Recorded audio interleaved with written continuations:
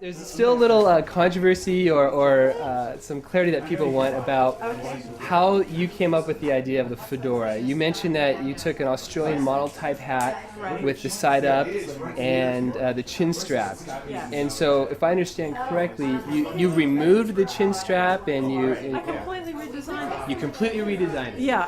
Here's the what happened. Okay. So everyone should know that Raiders of the Lost Ark was designed in a place called the Egg Company. Was on Lancashire Boulevard, opposite Universal Studios. That's where my offices were. And in fact, Steve Spielberg's office was 2 doors down, and he was the first one who ever had a Miss Pac-Man in his office. Right? He's the first one I ever knew who actually had a video game in his office. All right. So I did my research there and did the drawings there, and one of the drawings is in my new book. And I started to develop this costume for Tom Selleck, right? And Western Costume Company was still in Hollywood, and Reuben, who has subsequently died, but he was my tailor, and we made a very loose prototype, but top to bottom, a loose prototype for Tom Selleck. All right, get to London. I have to start at square one with our new cast, Harrison Ford. Burns and Mason in London, which no longer exists, had boxes and boxes and boxes and boxes of fedoras. And everybody watching this video knows that it's really hard to find a hat that looks good on you.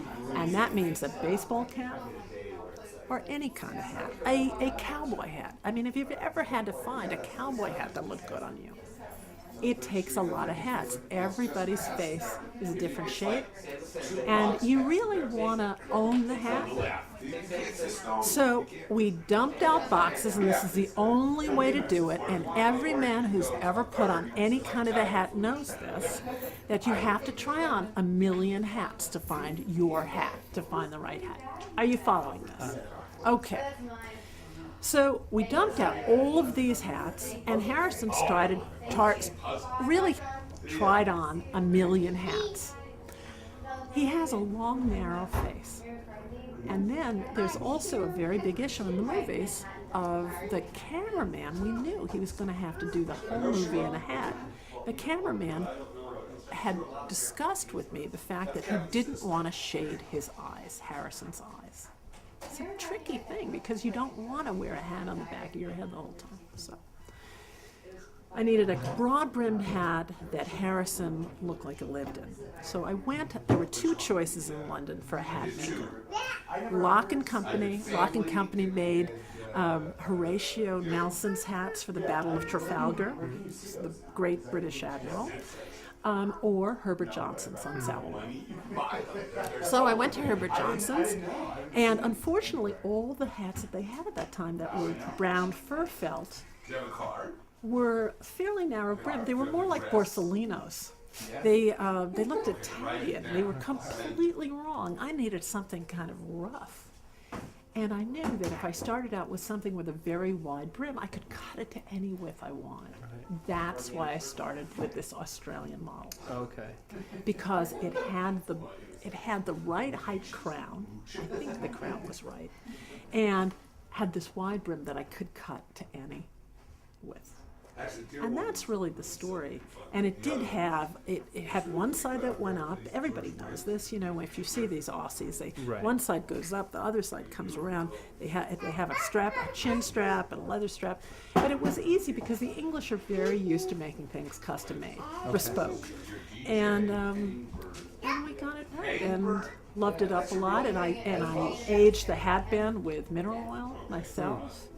And sat on it and worked with it and worked oil into it and Fuller's Earth and it was all just ready on the day. You know that I carried it all in my personal luggage to La Rochelle. It all went with me to La Rochelle because only one jacket was ready. Right. And one hat was ready for La Rochelle.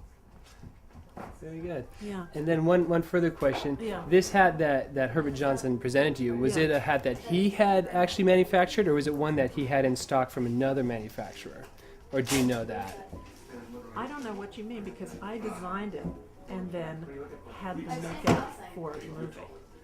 Oh, so you took a hat, an Australian type hat. Was this And one? I said, make the brim, whatever it was, 1.5 or 1 3/4 or 1 7/8 shorter. Take the crown down. Right. Don't put the holes in for the straps. Right. Right. And let's look at it. Okay. And then I fit it. Okay. And then they manufactured it from my design.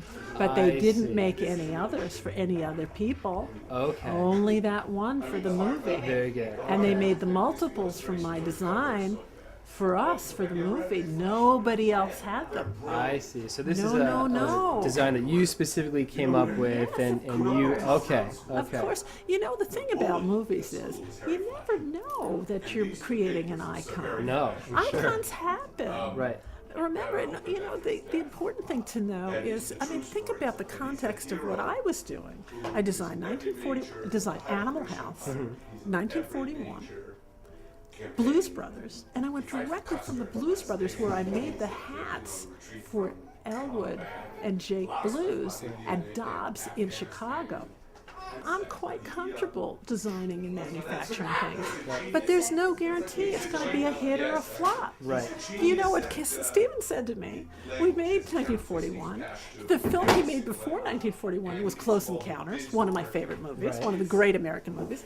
So I'm going into 1941 thinking, oh God, this guy's gold. It's going to be a huge hit. Not so much. I worked really hard on the costumes. Right. Costumes are beautiful. It's not my fault. No. I did my job. And when he called me after the Blues Brothers, and he said, okay, now, we're not going to spend money. This is going to be a B picture. And I remember saying to him, well, we're going to be A people working on a B picture. And we did our best, and I followed the same, you know, same process. Right. Got the script, Larry Kasdan's script, talked to Larry about it, talked to Steven. He knew exactly what he wanted. Saw a lot of movies together. We talked. We were very close. And I, you know, I'm a good student. I like to perform well for my teacher. Sure. You know, I like to be teacher's pet. And I really wanted to give him what he wanted, the hero. But there's no guarantee that it was ever going to take off. It could have been like 1941. Right.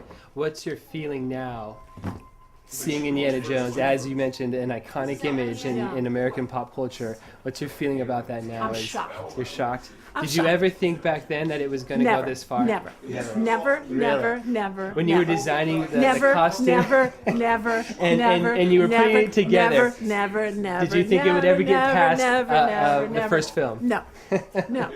And Steven said, it's a B picture. Right. Don't get your expectations up. We just had this huge flop. Right. What I find interesting is that's what so many fans enjoy about the movie, is that Yeah. it's a hark back to those B serials. Serials, yeah. Yeah. That a lot of people No, enjoy. we had no idea. And you know what? No one ever knows. Right. And it's great joy in my life that I designed Indiana Jones. I'm sure. And look how lucky I am, you know, to have designed the Blues Brothers and Michael Jackson's Thriller. I'm a happy camper.